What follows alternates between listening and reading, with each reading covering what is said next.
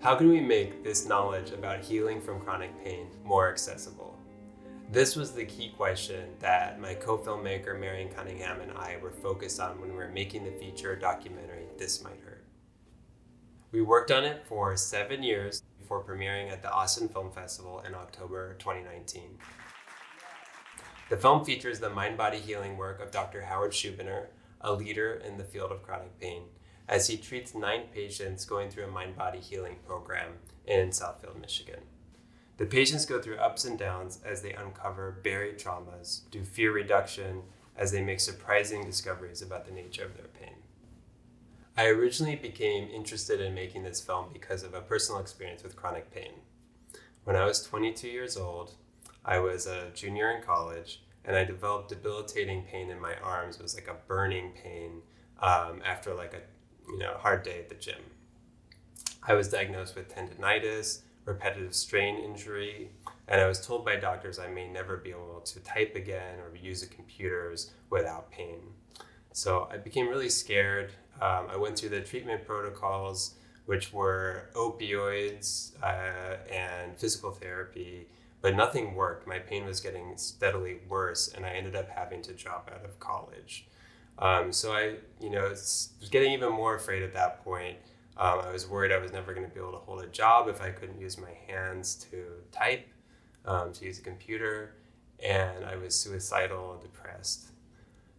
Then I read a book called The Mind-Body Prescription by Dr. John Sarno.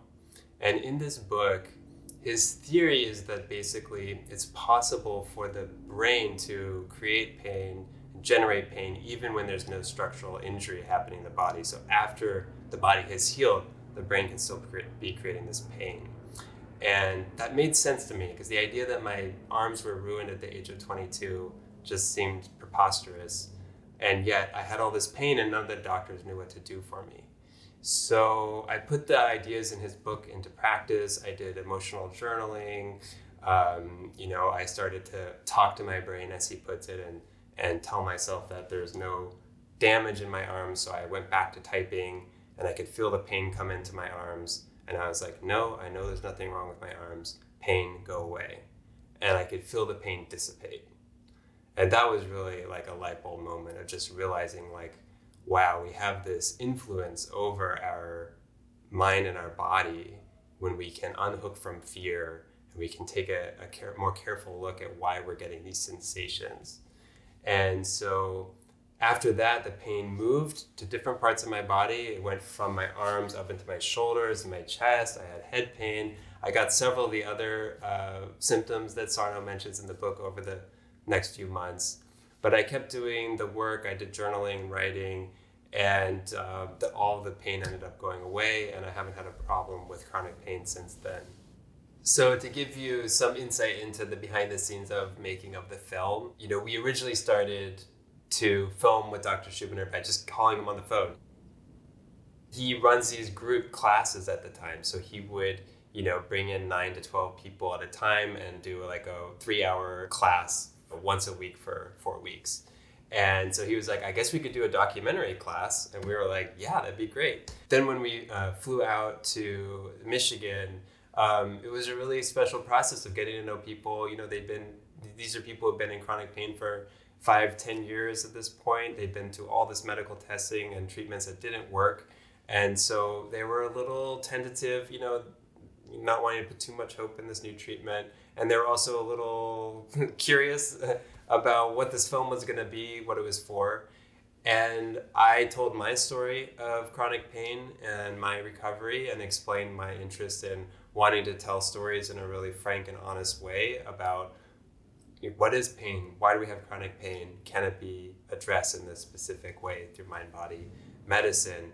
And they responded to that, and they were especially interested in participating in the film so that it could be of help to other people, so other people wouldn't have to suffer the way that they did. We have immense gratitude for the patients who open up their lives to be filmed. And we also have so much gratitude for Howard Schubiner, who opened up his practice, who allowed us to film as he's conducting studies, and as he was refining his clinical technique over the years.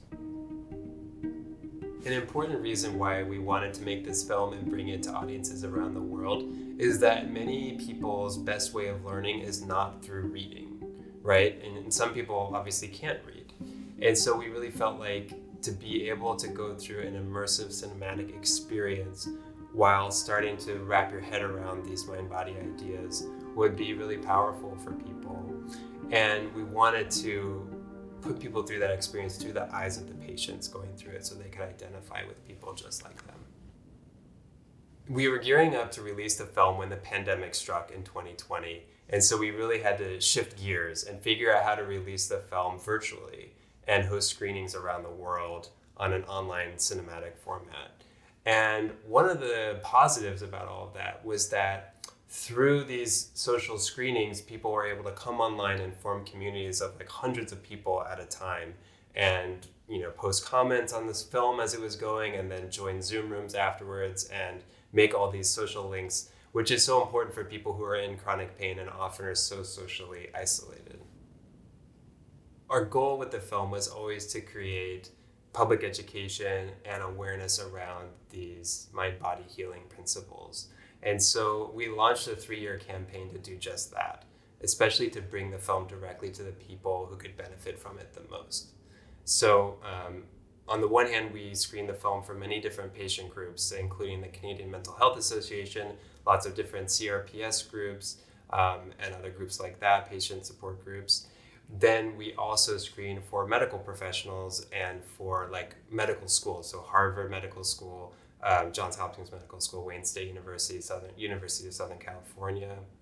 We had the film approved for continuing education credits and for continuing medical education for therapists and physicians. We've just been going, and just having screenings all over the place. We've done over 75 screenings across the world at this point.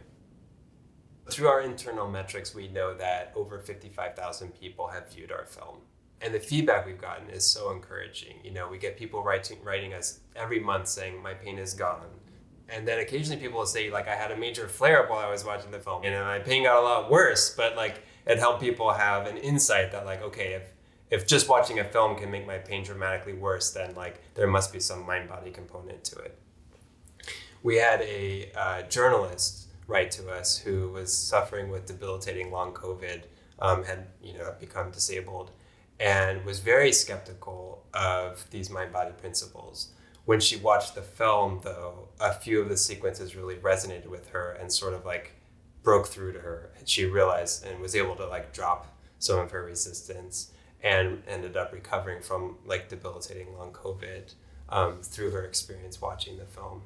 So that was also a really encouraging story to hear. And we just get these notes every so often that kind of keep us going. And I think, one of the key things that the film does for our audiences is it gives them hope, a kind of hope that's visceral.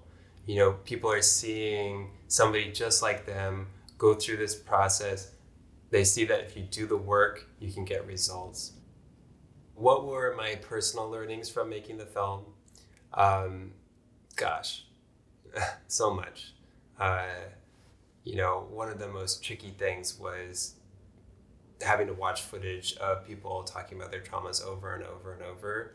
That was really triggering for me, and I struggled a lot with that. And so I ended up needing to cultivate a meditation practice, go on some meditation retreats. I worked with a few different therapists over the years while we made the film to help manage the anxiety of that. And I was lucky enough to have a filmmaking partner, Marion Cunningham, who had a really clear vision and helped us stay focused when I was going through those difficulties. The mind-body treatment is always evolving, and since we finished the film, there's been a number of developments, and we keep track of them all on our website.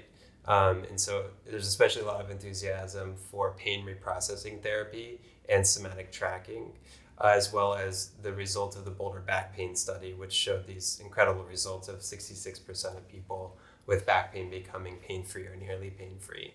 And so we track the latest studies, we track the upcoming trainings, and all of that's accessible through our site, as well as we've created diagnosis or condition-specific pages. So for example, if you have fibromyalgia or migraines or head pain, or if you have irritable bowel syndrome, there's a page on our site that has resources for each of those conditions for people to learn more about it, understand how the mind-body principles can be adapted for those specific issues people are dealing with. After spending a decade working on and distributing This Might Hurt, you might think that I'd be done with pain. But no, I've recently trained to become a pain recovery coach. And I find the experience of working with patients to be immensely rewarding and even creative.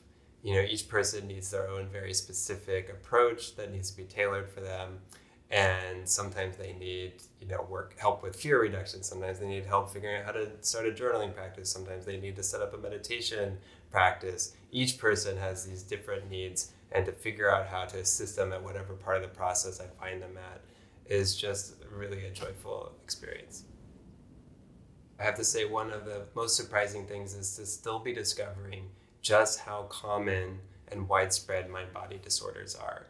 I feel like we're used to all these different chronic pain states, but of course there's all these medically unexplained symptoms too. So this is long COVID, this is chronic Lyme disease, chronic fatigue syndrome, irritable bowel syndrome, all these symptoms that don't have any clear structural pathogenesis that we can figure out. So often when we investigate, we find that they are related to a mind-body origin.